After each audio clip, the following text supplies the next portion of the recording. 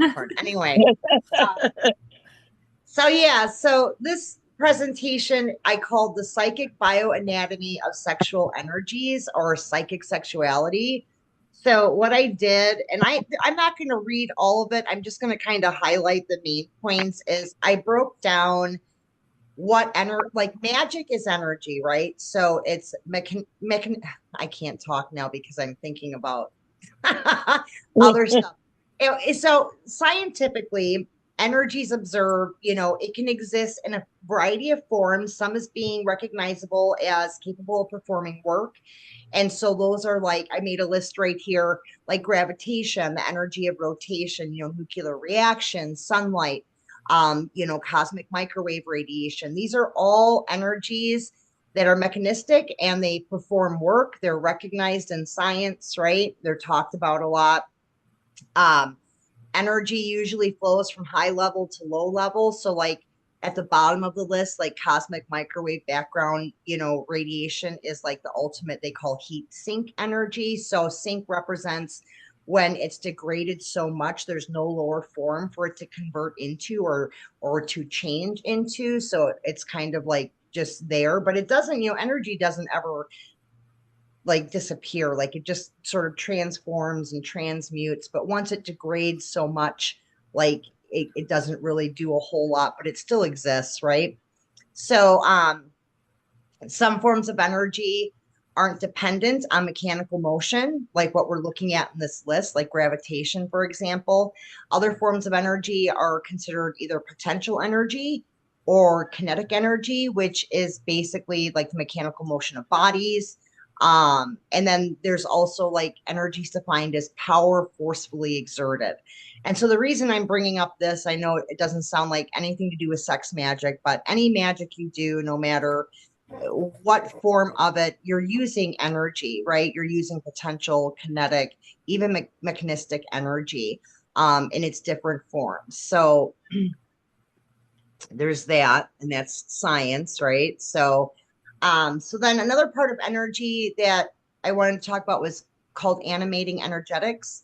So you guys hear me use that word energetic all the time, right?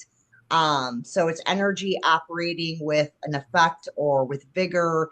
It's energized is defined as to impart energy, to make something energetic. So you're not going to find that term in a lot of sources, like when you're researching energy or things of that nature. For whatever reason, they don't use that term a lot, but it's a branch of mechanics that deals, basically with energy and transformation of it. So animating energetics is important with sex magic. I'm just kind of throwing some concepts at you and some terms so that later on, when I'm explaining sexualizing that for manifestation purposes, you understand kind of what I'm talking about. So sexual energy, we're going to go over how it is a tangible substance, and society has this avoidance structure of that. I think with sex, there's always been this avoidance structure when we talk about energy. Um, Although now, I mean, obviously, a lot more things are sexualized, and today it's not 1950s atomic America anymore, but there still is kind of that societal avoidance when we talk about sexual energy, because, people look at it as just like this purpose driven action, and they don't think about the underlying currents of the energetic sourcing that can be used for other things. So it is hard to define all these tangible substances, what they consist of, but I mean, you don't need to define them. It's stimulating responses in us when we experience them. And even if the response is confusing, it is a response. So, like the biggest thing in sex magic is people like questioning things, and you can question something to death. I mean, if you're feeling something and having a response, it exists. That's enough. You don't have to like be crazy about it. So then we're going to talk about organic vitality. It's a form of animating energetics. Lisa, do you know all this stuff already? You should be giving this presentation. She's the I, scientist in the I'm room. also like thinking here about like, oh, and then there's like Wilhelm Reich who talked a Yeah, lot about right. the this and that and There everything. is there's a lot. I just wanted to kind of give a brief overlay of some of this stuff. So you're going to hear me use the word organismic. Organismic. I can't speak because I have my plate in. So it's an extension of the term organic, which is from the Greek term organ, which is an instrument that functions because of vibrations, right? So we function because of vibrations. We have self-vibrating energies. So in sex, especially, there is that animating function of self-vibrating energy. So that doesn't have to connect to like consciousness or mind activity. And I know this is a little confusing because when we're talking about energy, um it can get a little confusing. So sexual activity on its own, sexual behavior is a form of self-animating vibrating energies, because whatever vibrates is going to resonate on other organisms, right? And if they have the necessary receptor system, they're going to pick up on that. That's with all magic, right? So, like, if you're doing any kind of spell work, you are putting out a frequency that is going to be received, and it is going to kick out, some sort of intent, some sort of reaction. So, again, this is very sciencey. I'm breaking it down so you understand like the theory behind it. So, sexual activity is, consists of these resonating vibrations that are sensed by other organisms or partners, right? So that other organism or that partner is going to demonstrate an energetic reaction to that activity. So you can use that with them being willing partners or not being willing partners. So like if you're having sex with yourself or somebody else, you don't have to be like, guess what I'm going to do? And like you can just use that energy. So this can't be explained by the body or mind alone, but it's a mix of body and mind. So again, this is a concept in sex magic communities of organismic activity. It does require the inclusion of that energetic principle. It's that concept that the two come into an animate organism. Does that make sense? I know I'm using crazy words here, but I want you guys to understand kind of the core principles in energy. This connects to anima and the life principles. So there's been a lot of, throughout history, the distinction between things like rocks. Again, I use the example rocks that don't breathe and life forms that are able to breathe, palpitate, demonstrate some kind of locomotion or movement, and, commence into other various kinds of activities. That's anima, right? That's the life principle. Are you alive or not? Well, can you move? Can you function? So then there's anima there. So part of that is something called influence. You guys probably, well, not you guys, maybe some of the other people that I do stuff with, I talk about influence a lot. Influence is from the ancient Latin meaning to flow in. There are other meanings to the word influence, and I wanted to break that down. Again, before I start explaining how to do things, I want you to understand, what some of these concepts are that you're going to hear terms and be like, what does that mean?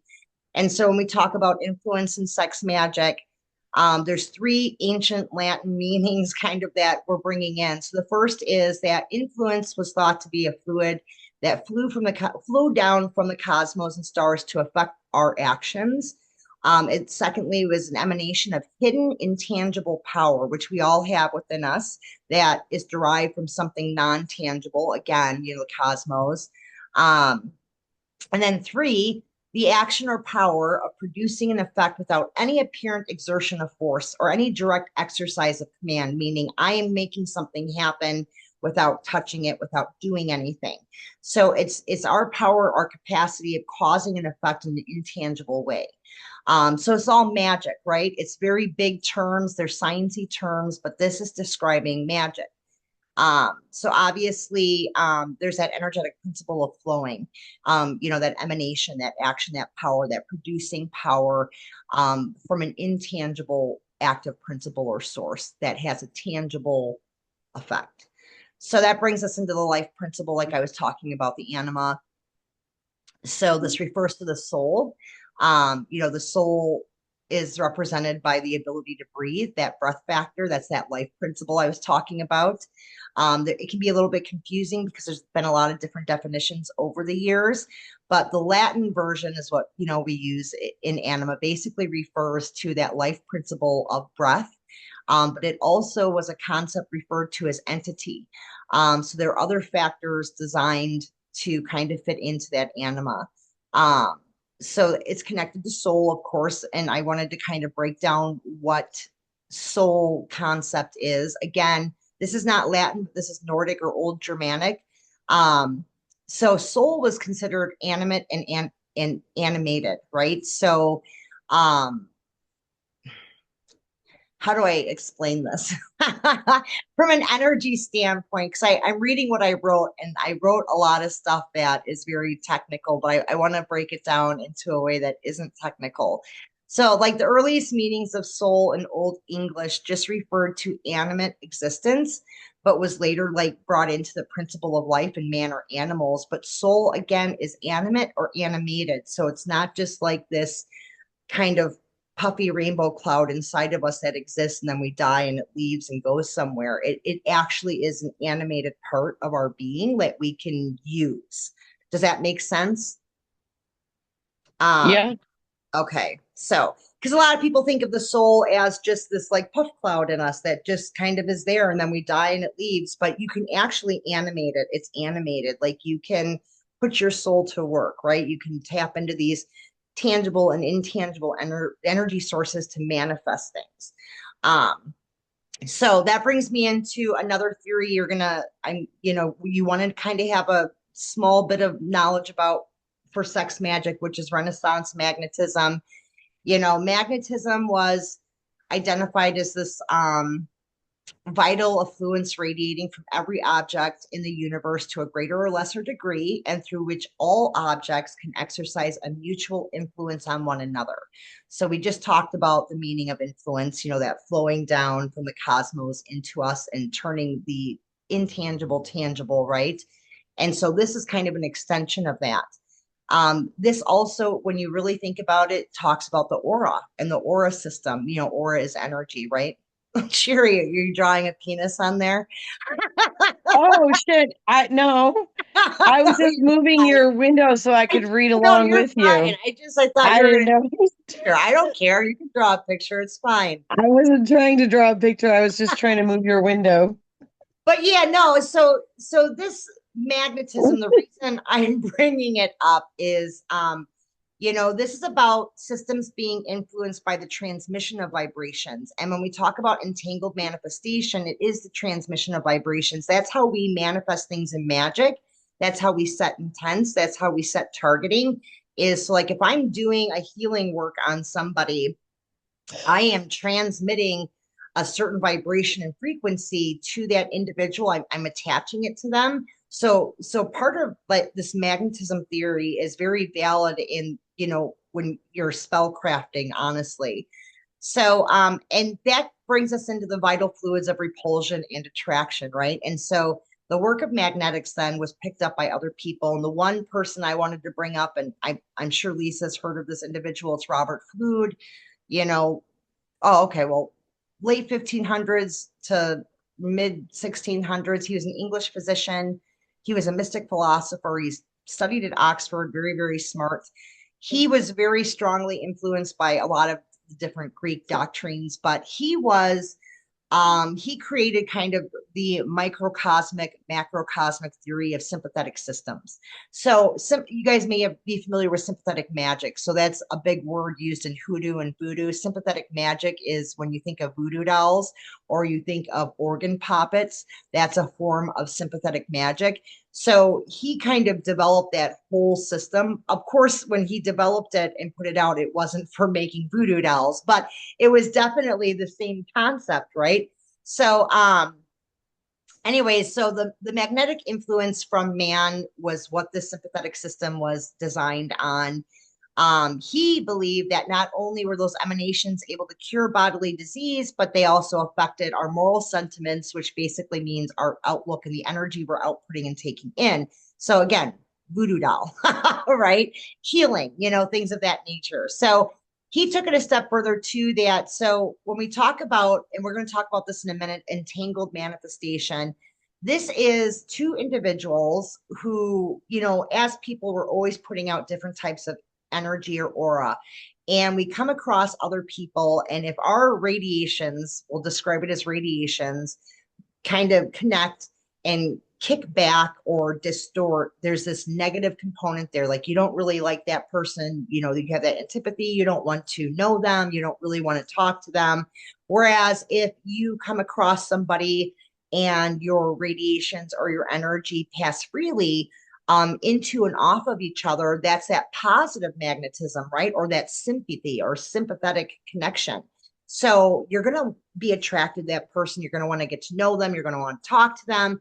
So the radiations of repulsion or of attraction is this in a nutshell. And that is part of sex magic work or any magic work, but especially if you're doing entangled manifestation, sex magic with somebody else, because there is a repulsion and attraction factor in energy that you're exchanging and that you're ramping up. So, a couple of other like historical things, just because they do play a little bit into what we do nowadays, is back in the day, there were medical uses of these magnetic plates. There was this magnetic vat, mesmer. Are you familiar with the mesmer experiments, Lisa? Not the specific experiments, but I am aware of Mesmer. Okay. So Mesmer back in the day, he did these, they're called odic force experiments. So odic force is aura, it's energy, it's our energetic output input system. And he had these magnetic vats. And there was this energetic phenomena that he was literally like tracking and documenting that occurred in these vats. And one of them was spontaneous sexual orgasm. Okay. Um, as you know, people were manifesting things and they were having these spontaneous orgasms. So he really seen this huge shift in levels of consciousness of individuals that went into heightened altered states of awareness in these magnetic vat experiences.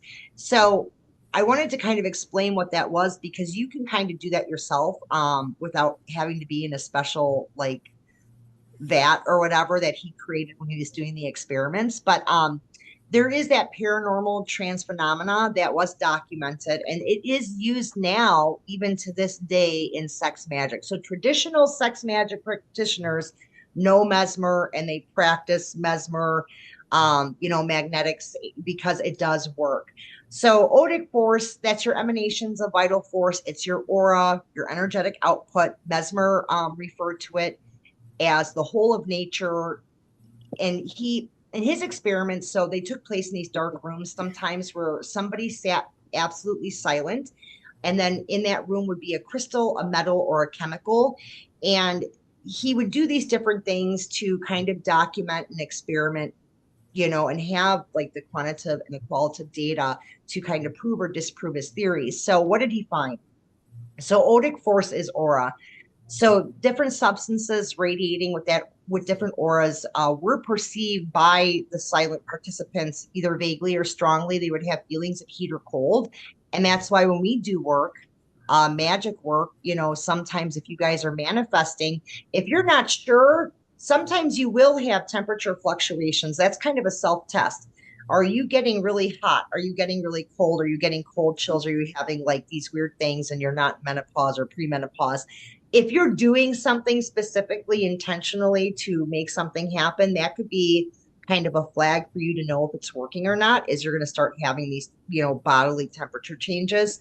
Um, so greater sensing or perceiving capabilities often accompany a manifestation. So the optic light experiments, you know, people were seeing like clear flames or flames of a very defined color coming from the metals, crystals, and chemicals and the poles of magnets in these vats. So same thing with you guys. I mean, as you're doing, you know, sex magic or any magic, the more you do it and the longer you do it and the more you invest energetically into it, I mean, some people explain it as seeing something in their peripheral, or they'll see a flash, or they'll see like weird, you know, they'll have like a weird, they blame it on eye vision problems. It's not always eye vision problems. It could be that you're starting to become more sensitive and perceive aura when you're doing things.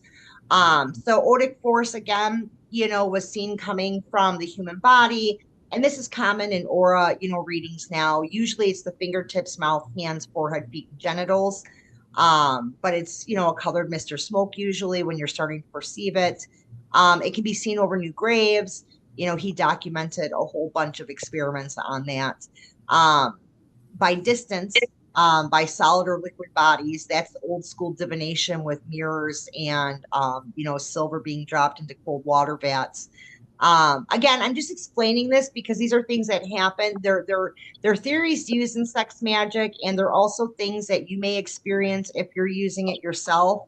Um, so again, he also documented that transference from one body to another that came into contact with the inorganic crystallines and metallic substances in the vats, especially if there was physical touching of organic bodies. So there was that kind of influence, that charge between these objects and bodies. So empty, and I just kind of broke down like optic tension charges aren't batteries, and they vary dependent on the day. So like when you're hungry, they're going to be less. When you've eaten and you're full, they're going to be higher. They usually diminish at sunset temporarily, and then they increase usually before and during daybreak. So those are sometimes ideal times to cast, right? So if you're doing like kind of that odic force magical like magnetism type manifestation ritual, those would be ideal times to do it because again, it's not a battery, it's not going to store. If you pick these times of the day when you know your odic force is high, you're going to have a better chance of manifesting whatever it is that you're trying to manifest. All right, so a little bit on spiritualism. I know Lisa's familiar. I don't know about you guys, but spiritualism. There's churches. There's spiritualist churches. The phenomena of spiritualism is, it started off with like they started getting notoriety because of spirit photography, bioenergy photography, all thought form photography. They did all these things. Some of the other things like the spiritualism community has documented and tried to like bring to the masses. I have a long list here. A lot of it is, again, influence creating the intangible, right? It's using energy, harnessing it through different forms that we've already discussed to materialize or dematerialize things to create inexplicable lights. I don't know very many people who haven't smelt different perfumes and odors. That seems to be very common amongst everybody. Production of water, photographs, of course, we talked about. Electrical phenomena, the discharge of electroscopes, which is suggestive of human energy radiations, is again photography. But these are all the different ways that spiritualism has played into kind of setting the stage for, again, not just sex magic, but all practices of magic by bringing some proof and experiments and science to the table through these different areas that they have done experiments in. Again, I bring this up too because you may experience this. So the more you guys do magic, the more you learn about it, the more you incorporate it, even if it's low ball, like beginners level stuff, you might start experiencing some of these things. Seeing unexplainable lights, smelling odors, finding weird things in your photos, feeling those variations of temperature, not just in your body, but environmentally. You might be having, weird physical sensations, like you feel you're being touched by energy. Wind and air changes around you, the perception of auras, clairvoyance, even if everybody's clairvoyant, whether or not you develop it or not is up to you, but everybody has that. So that might develop all on its own without any focus if you're doing these kind of practices. So a lot of these things are also things that you may experience, which is why I mention it, because it can be unsettling for some people to experience these things. So we call that sensations associated with psychic force. So again, sensations of cool breezes generally over the hands, that is an indication that you're moving energy. Sensations of a slight tingling in the palm of the hands and at the tips of the fingers and near the mounts, that is usually an indication that you're manifesting. A sensation of current through the body, another one of those kind of flags saying that you are putting out something that's creating something intangible. This last one I put here is a lot of people say they have the sensation of like spider webs. coming into contact with the hands and feet, maybe other parts of the body, the back and the loins, especially during sex magic. And the sensation of this passing through like a current is kind of, it's not like a strong current, but the interruption in your body cycle is easily felt and you're made aware of it. Does that make sense to you guys, or is this confusing No, it before? makes sense. Okay. So these again are physical like indications as you're practicing this. If you start experiencing some of these things, you could probably take it to the bank that you're developing and you're creating and that it's working. So, I mean, they're just, again, just from a historical scientific perspective, these are the things to expect. So, energy displays during sex, right? So, sexualizing arousal. So, this is part of animal magnetism, otic force, psychic force. These are all the primer things I've kind of thrown at you guys tonight. Sexual arousal can occur through mental association. We all know that to erotic stimuli, but very rarely will that kind of arousal by itself end up in either spontaneous or involuntary climaxing.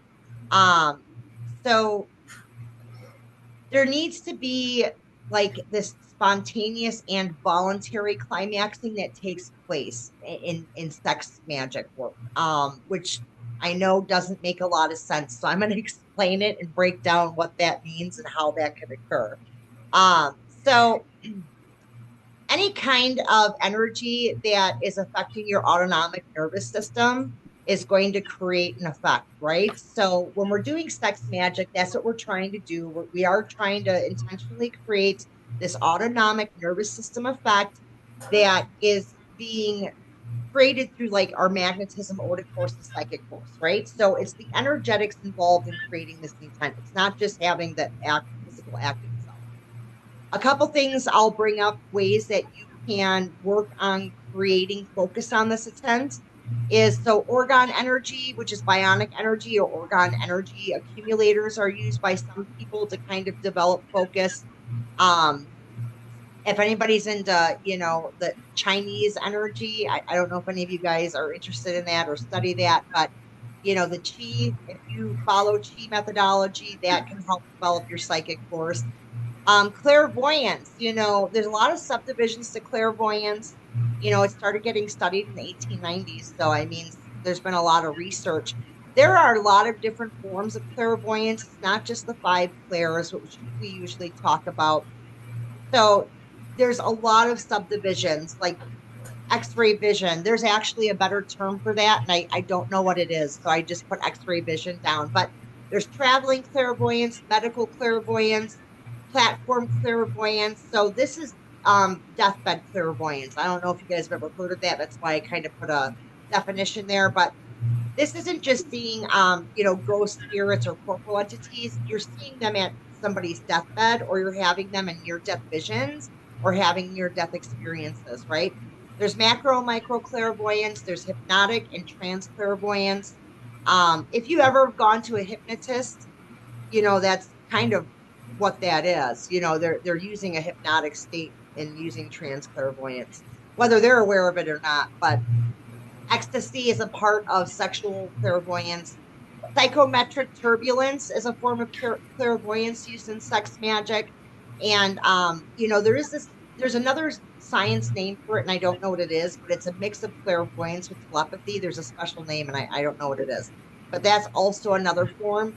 Everybody's gonna have one of or two or more of these. I don't care, everybody's like, not me, and I'm like, bullshit. Everybody, if you're alive and you breathe air, you have these abilities. You just have to develop them. But one way to develop them is lucidity. We talk about lucid dreaming, but like before Freud and Freud's whole thing on lucidity, like 2,500 years before that in ancient Greece, it was the same concept. They called it libidinal energy or enveloping investment energy. It was actually ritualized. They would take six men. This is no joke. They would take six men, put them in a room together, and they would all have to masturbate and time their ejaculations for the exact same moment. And they would have to all have the exact same thought at the exact same time. So I wrote that out in a much cleaner way. But basically, it was a group of people, and this is ancient Greece when they would do sex magic, but it was psychic orgasm is what they called it, but it was a ritualization of all of them coming together with the same thoughts at the same time to like create things. And they use these like sex magic rooms and rituals like for war and stuff. Like when they were going to like attack different countries and like do all these things, they were doing this in the background for like victory and shit. It's crazy. But I wrote more about it. It's interesting. Like it is, that attempt to transmute that ecstasy upwards so that they're mutually energizing a higher energy vehicle to make something happen. It's very, very interesting, like if you really look into the history of it. But okay, so entangled manifestation, we're finally here. I feel like I've been talking forever. So entangled manifestation definitely is going to involve having a partner, whether they're aware of what you're doing or not. It's fine. You don't need to break down to them what you're doing. If you practice Kundalini yoga, you don't need a partner. You could do this entangled manifestation during Kundalini yoga exercises. But so I use the word organism. You guys know that means person, right? I mean, nobody's having sex with anything other than a person. But I was trying to use um, but the person responsible for the sexual activity is also the person conditioning that higher consciousness, regardless if the partner is or not, in entangled manifestation. And during this, you're going to basically be sexualizing the chakras. There's three main chakras you're going to sexualize from a mind level, like you're going to be thinking about it. You don't have to do anything special. I will talk about like tools and stuff you can like sigils and herbs you can hide in your mattress or pillow, but we'll do that later. Um, Tonight I just wanted to explain where those chakras were. And chakras are basically part of your aura energy system. It's all energy. So all you really need to do is think about it, right? Now, the biggest problem here is going to be mind filtering and blocking your ability to do this. So that takes a little practice, which is why I kind of threw in some of that other information. Um, but energetic vehicles is the physical body. So when I talk about energetic vehicles, know that I'm talking about the physical body. But the location of the main sex chakras are not just the pelvic region. Two of them, one of them is right above the pubic mound, and another one is like in that cleft between the sexual apparatus or opening in the anus. So there are different layers of dimensions of entangled manifestation that are going to become apparent during sex to you as well once you get good at this. And the sizes and experiences of these chakras are going to vary per partner, and I'll break that down. Um, Energetic vehicles. So the physical body is the lesser vehicle, right? And that's been ever since, pre-modern Far Eastern thought systems. We've always been the lesser vehicle, the higher vehicle, of course, being the cosmic universe. But you're combining that vital energy, you're doing that influence, that flow in, that flow down, to become the greater vehicle during these acts. So that you're interacting and resonating with another organism or partner to create what we call the greater vehicles. So this is cosmic energetics. I know this is confusing and I'm throwing a lot of words at you, but I just want you to understand where this is coming from. And this is Eastern methodology. They believe that greater vehicles existed amongst, the entangled manifestation. So during sex, and that clairvoyance did play a part of sex as well, whether we were aware of it or not. All right, so the anatomy of the basic three sexualizing chakras. I'm going to break down where they are, what they look like, and what they do. So the first or main sexualizing chakra, we'll talk about the pubic chakra. Now it's just in front, covering the vagina or the penis. Okay, then there is that second one in the crevice between the legs. Now for the male, for the men, it's found behind the scrotum in front of the anus. And in the female, it's found between the vagina and the anus. So this chakra is almost always reddish in color, even if it's not active or aroused. Okay, if it is any other color, there could be some health or emotional issues with that person. So FYI. So those of you familiar with auras or that do aura readings or can see auras or whatever, you want to practice that skill and develop it. especially any of you that go to yoga. This is good information for you to have, especially for visualization purposes. So when you're having sex, you can visualize these things. You can see them in your mind's eye. You can see the size, the color, the location, because that's going to help you manifest even better.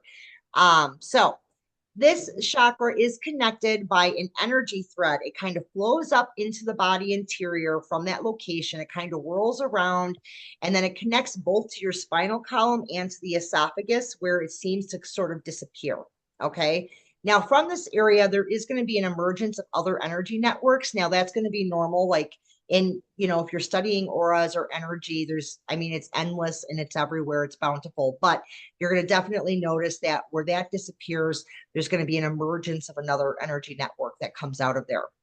So now this is identically found in all human bodies from birth onward.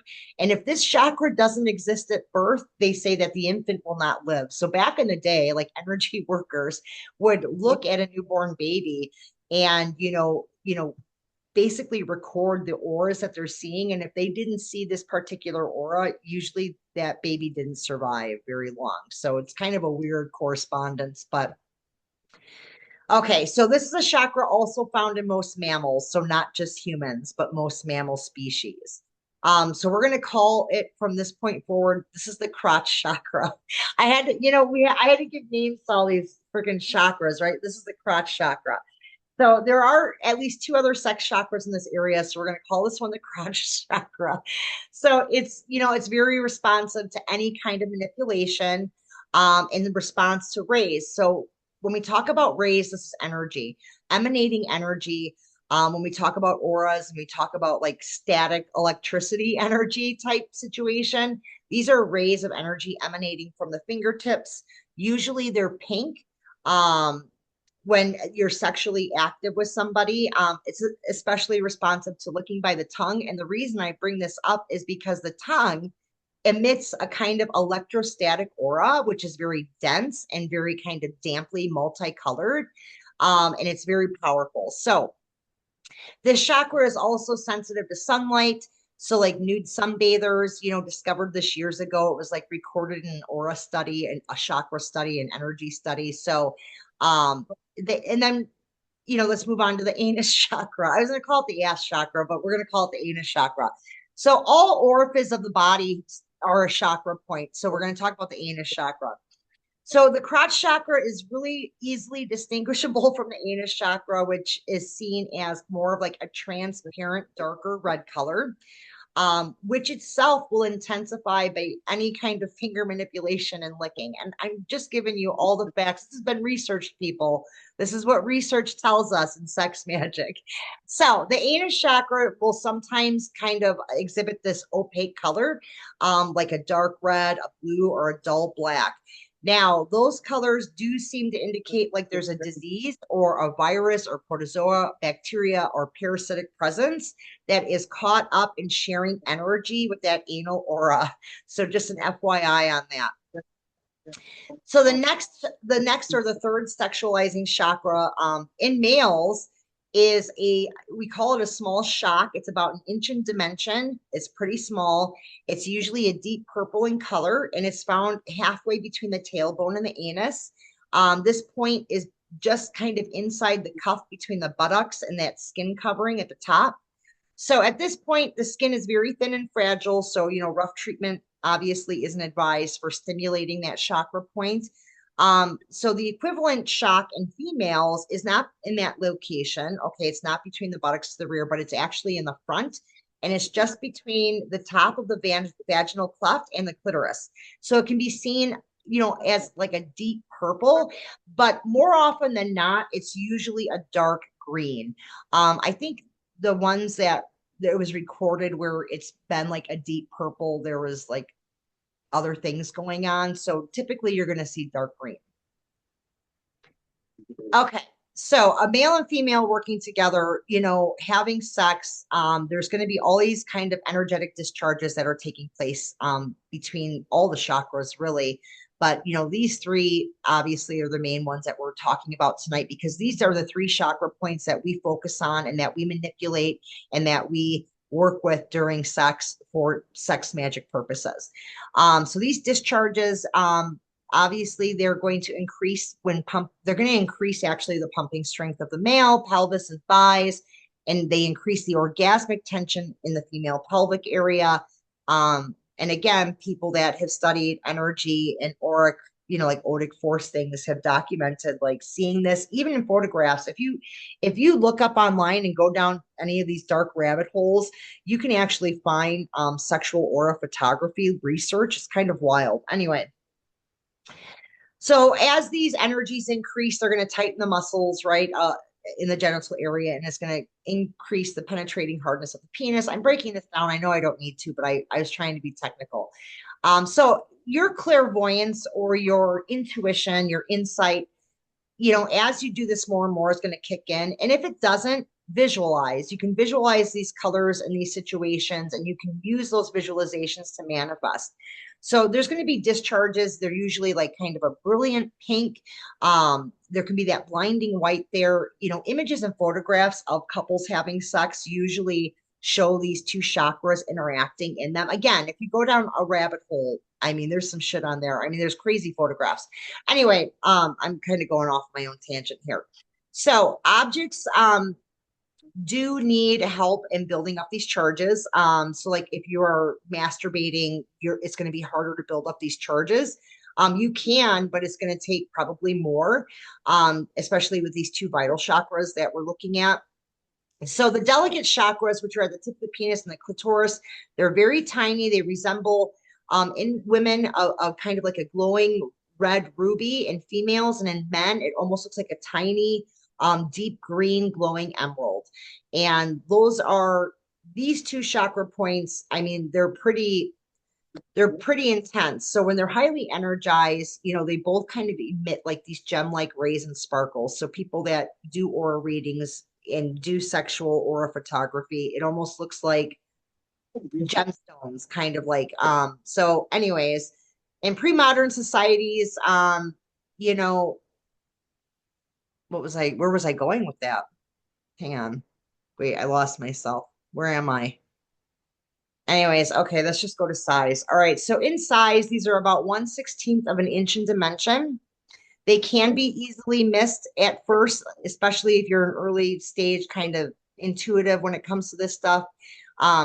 It is part of that larger neural kind of lymphatic system and psychic organism system, so they can be missed. So use visualization. They're very sensitive, obviously. When these tiny two chakras are energized or stimulated, they can grow in size to 2 to 4 inches. And again, will emit beams that extend much further than that. So the glands of the penis and the clitoris, when they become excited with these chakra points activated, they can undergo rougher treatment. So that's why there's like a higher threshold of pain when that happens. And they do emit rays of that emerald or ruby light that will bend and twist almost like snakes and kind of seek each other out.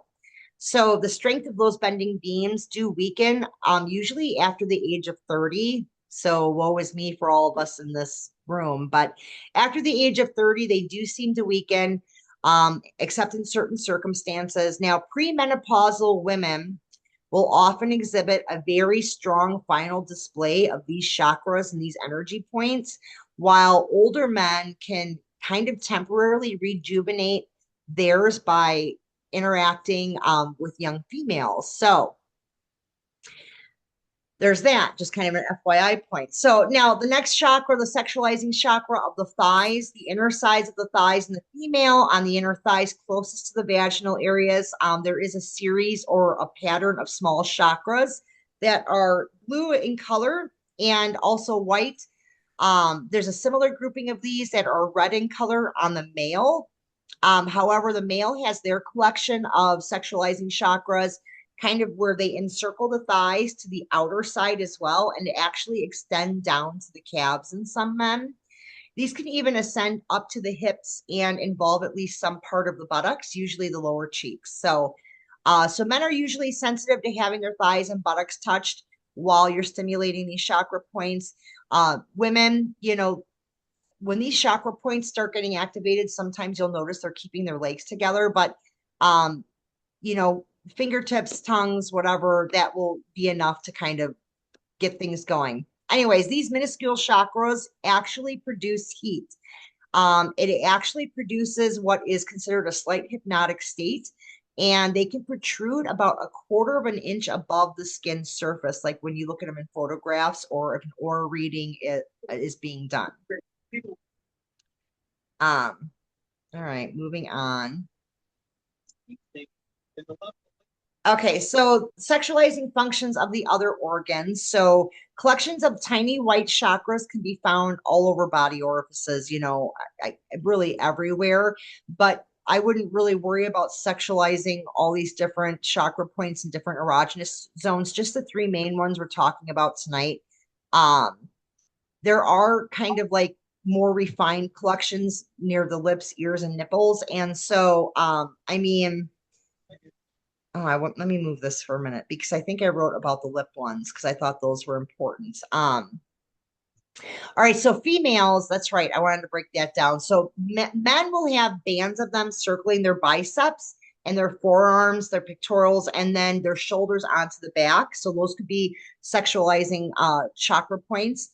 Females have similar bands or bracelets of these little chakra points on their ankles and wrists, and almost always on the shoulders and on the backs of their necks. So again, those are stimulation points for sex work. So these specialized tiny chakras will usually glow red in the palms of your hands. Those are also inclusive. They do turn pink when the fingertips are raised, especially if you're using your palm to stroke different areas with your partner. Like you're definitely doing that sexual energy exchange. That's very powerful. Again, use visualization. So in photographs, it actually resembles, that's right, I forgot I wrote down what it resembles like. So in the photographs that they have of sex magic, it actually resembles like if you look at the research on like copper, like those copper sheets where they use like that electrical discharge between two plates, it looks like the exact same thing in the images. So again, the chakras are usually going to glow white. And then once they're sexualized, those discharges are usually purple in color or more towards magenta. So the mouth and lips, those chakras can be used also in sex magic. There's usually 5 on the upper lip and 1 in the center of the bottom lip, right in the cleft. So if you look at old occult art, you'll actually see that. It's usually pictured as tiny 5-pointed stars. Occult artists love that kind of shit. So, and those are going to range from a light pink to a deep red in color. And they do tend to attract other energy bodies because there's almost like a glittering effect with those auras as they radiate. They can also extend grazing beams too, and that's the lips. So the frequency of the lip chakra is spread throughout the species. It's very different. It kind of depends on the person's health too. You can't just use red lipstick or pink lipstick to try to make up for the lack of them. So sometimes they're very dormant. They can come alive very quickly in men and women. Kirlian photographs of lips. I don't know if any of you are familiar with Kirlian photographs, but they have shown the chakras being present, and they can be seen in the plates as like small points of white light on black and white film, or as pink to red points surrounded by blue lights on color sensitive film. So both men and women possess these 6 lip chakras, and usually, if they're activated, you're going to love kissing and doing anything with your lips. So again, it's just another sexualizing chakra system to use during sex magic. I'm just kind of trying to break it all down. So sexualizing aspects of hair follicles and pores. So lots of sensors here. They're not just for growing hair and producing sweat. They create subtle magnetic charges as well as magnetic direction, which is nice to use during sex magic. So, oh yeah, they can also identify chemical odors. I forgot about that. So, okay, the hairs act as antennas. They're entirely sensitive to vibrations of all kinds, and your pores emit small rays of light, which are likewise sensitive and less surface antenna to the hair follicle system. So these are independent or different from the white chakras of the erogenous zones that we just talked about that you can activate during sex. While at the same time, oops.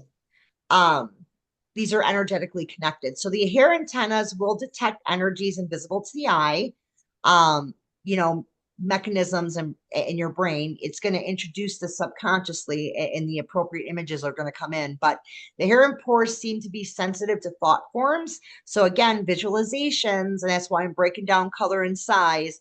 And these can also help detect like nature and motives, believe it or not, when a male or female is kind of being scanned for sexualizing purposes.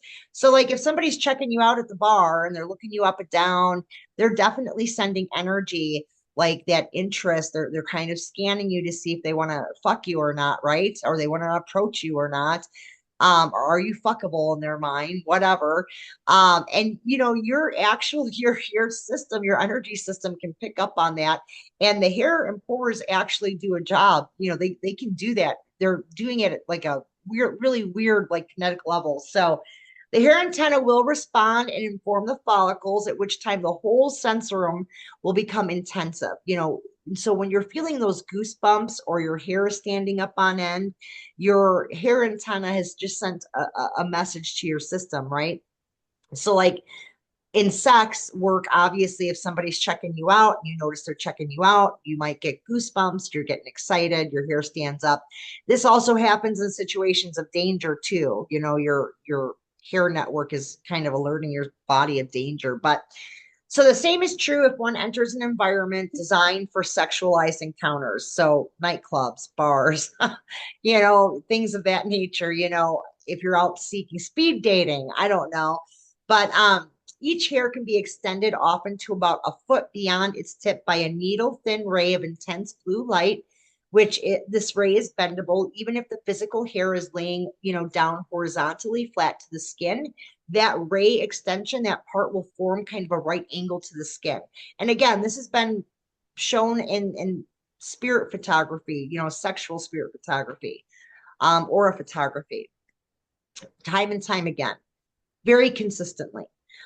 So when something kind of energizes the sensor, the hair themselves will stand up and out from the skin. These blue rays are kind of often thought to compromise the general electrostatic field around the body, which we know exists because it's been photographed.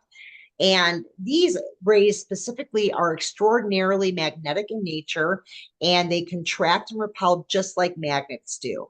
So this is kind of why I was explaining some of these theories in the beginning, so you're kind of understanding how these different things work.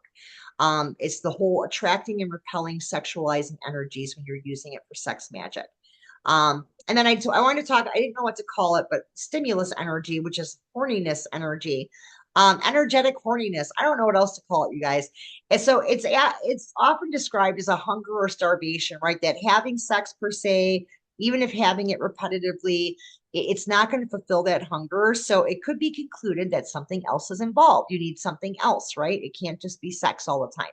So what seems to fulfill horniness and complete the energy body meldings is that automatic, non-violent, somewhat cyclical excitation of the entire energy body to create that energy body phenomena. So this can be done through sex magic and masturbation or entangled manifestation with a partner. But if you bring all of these energies together, if you are activating the three main sex chakras, if you're activating the secondary, you know, erogenous zone chakras, if you're using the sexualized energy of the hair and pore systems, like you can have that energy body phenomena. That's where you're kind of exciting and purging every single horniness angle there is, and you're sated, you're full, you're not still starving or hungry. How many times have you had sex and you were like, you don't feel like, you know, yeah, you had sex, but you still feel like, I don't know, like it just wasn't enough, right? Like it just didn't scratch the itch or something, right? So, some of these, I'm not going to read all of this, but I wanted to give you guys, and I can email this to you guys, but there are different changes that happen when we're menstruating, when we're menopausal, sexual chakras, and, you know, the associated chakras and energy points do change. You know, so you don't have to worry about doing this kind of work during an ovulation cycle, or anything like that. You don't have to time this to the new moon or whatever. You know, you can do this anytime you want to do this. Um, This does not need to correspond with bioreproduction. Now, if you are trying to get pregnant, if you are trying to beef up fertility, definitely you can use sex magic to beef that energy up to help you with your fertility efforts. Um, so I mean, this kind of breaks down, and I'm not going to read it because it's going to be it's more colors and what things look like and how far lights, these rays of energy or auric light extend, um, from the body.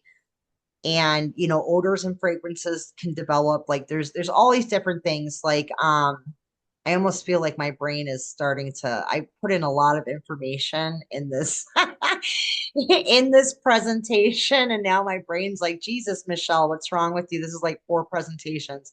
Anyway, this is going to talk about I'll email this to you because I feel like this is a lot to break down after I broke down the sexual chakras. But this is kind of like the colors and the imagery associations with how we attract a partner. A lot of times, energetically, when we come into a room, um, people that have studied this, like auric clairvoyance, like can see like these shooting energy points kind of testing out potentials. And if they like the potential, that light may wrap around them, or it may pull back and then move on to another source. And then when two beams of, energy or light kind of like each other, they kind of envelope each other and do these weird things and create these different, things. And this is what it explains. It basically explains partnering on an energetic level. What does it look like when your energy partners with somebody on that subconscious, subatomic level? So, anyways, it's in there. That was females. This is men. Men and women, their bodies do weird shit anyway. So I feel like this is a lot. I don't want to confuse you, so I'll just send it to you. All right, the sexual archetypes, again, I just wanted to kind of revisit this because when you're doing sex magic work, I broke down the visualizations, how to use the chakra energy points. There are other things you can use too, and that's the archetypes. So, some people, I always say third pentacle of Venus, print it out, put it in your mattress, put it in your pillowcase, put it in your headboard. The third pentacle of Venus is great to use in sex magic. Other things you can use, your 3 sexualizing archetypes that will help with sex magic: Mars for men, Venus for females, Mercury, intersex, mixed sex, bisexual, transsexual, whatever the fuck. So Mars, Venus, and Mercury and their associated seals and symbols or statuary are great deities and energies to use. Energetic complexities. Are you having problems with sex magic? Um, so this kind of breaks down if you're having a hard time using sex magic, what could be some of the underlying causes. Some men seem to not possess like certain chakra points. There seems to be an absence of like the purple chakra, the chakra of the buttocks. So that leaves them sort of asexual in nature. Some females have an absence of that blue-green shock just inside their vagina. Same result, they become kind of like asexual in life. Males and females also can be seen to have both sets of chakra points, which results obviously in confusion and complication. Men can have the female shock just above their penis or at some point along the penis, and females can have a male one, not in their ass like men do, but slightly above it near the tailbone. That can cause complications with energetic sourcing. And that's partly because in number 5, I explained, aura, energy, odic force, psychic force, those rays of energy, those rays of light bend. And so it kind of makes those 3 stereotypes of hetero, homo, and bi sexuality invalid because they bend differently. And so there could be complications with the energetic bending and melding and entangled manifestation if there's like something missing or there's too much of something. Um, so this mix up is more frequent than might be expected, especially now in today's day and age. So expect that if you are doing entangled manifestation with a partner, they're, there might be some one-offs there. So a lot of these mix-ups seem to be temporary and impermanent. So individuals, we change. We have energy sources that vanish and reemerge at different times in our lives. It can be all circumstantial, like maybe in one environment, I have a very strong, crotch chakra, and another I don't. So there are those caveats. If you're doing sex magic, I recommend tracking, documenting, so you can kind of look for patterns to avoid problematic partners or areas. Equal shifting, number 8. So the tip of the male penis can be seen having that emerald green shot, while the female can be found having that ruby red one, and it can shift. So what makes that happen? Drugs, drinking too much. These can distort temporarily those chakras. So impairment, kind of, that's across the board in any kind of magic. You should not practice magic when you're on anything that's, unnatural. So I mean, I don't know. I actually recommend, I think marijuana is okay. I think um medicinal mushrooms, are okay. I think especially Amanita muscaria. I also think that wild lettuce opiate is okay. Those things actually help magic, but there's other things, don't get methed up and then do magic, right, Sherry? No meth when you're doing magic. And that's a Exactly. no. Exactly. So, the one last thing I wanted to leave you guys with, and then we can talk for a minute. I've gone on so long. I'm so sorry, you guys. But geometric energy structures do appear in auric fields above the head of the participants when you get really, really good at sex magic. It's a temporary illumination. It's energy, right? It's energy output. Everything is energy. Um, so whether you're melding, it's two different sexes or the same sexes, it usually glows white. It's usually mistaken for the crown chakra, but these illuminations can be seen containing like a whole bunch of different colors, usually pastel and varied geometric symbols. There is that geometric math aspect to energy and the cosmos. And so those symbols are seen rapidly changing and fluctuating in and out of each other, almost like a computer processing information via symbolized energies with exceeding speed so fast that the symbols become almost like just blobs of light. They're indistinct. That's how fast it happens. So when the melding or the entangled manifestation is complete, these do of course disappear. So this has been documented, I shit you not, guys, since 1883. There have been papers written on this. There is one person, her name is Nancy Lansdale. She was an artist clairvoyant.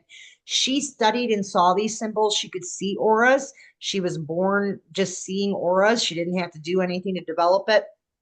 And so she studied these auras above people's heads while they were having sex. So people that were really good at sex magic, that were manifesting things, she actually has this beautiful, a whole slew of paintings. They're in this, they're called personal archetypes. That's the name of her collection of paintings. And she lived from 1883 to 1957. You can find her paintings online. They're beautiful. So she's somebody who's actually not only studied it, but then she replicated it in art form to share with other people. This can help with visualizations. It can help you to invest in what you're doing. Other things, the Soviets, they've been the secret Soviet researchers. They've been studying the energetic nature of sex since the 1930s, probably trying to weaponize it somehow. The Asian energetic counterpart is called the Supreme Path of Nature. That research has been ongoing for over 2,500 years in China. It's the weaponization of sex magic.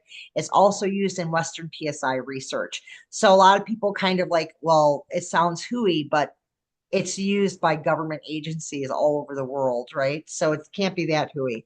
Um, so that, my friends, I know that was a lot, and I almost want to apologize because I think I blabbed on it longer than I thought, and I even skipped some sections. But did that make sense? Or I mean, was that too much science? Or like, should I dumb it down, explain it better? Did it make sense to you guys?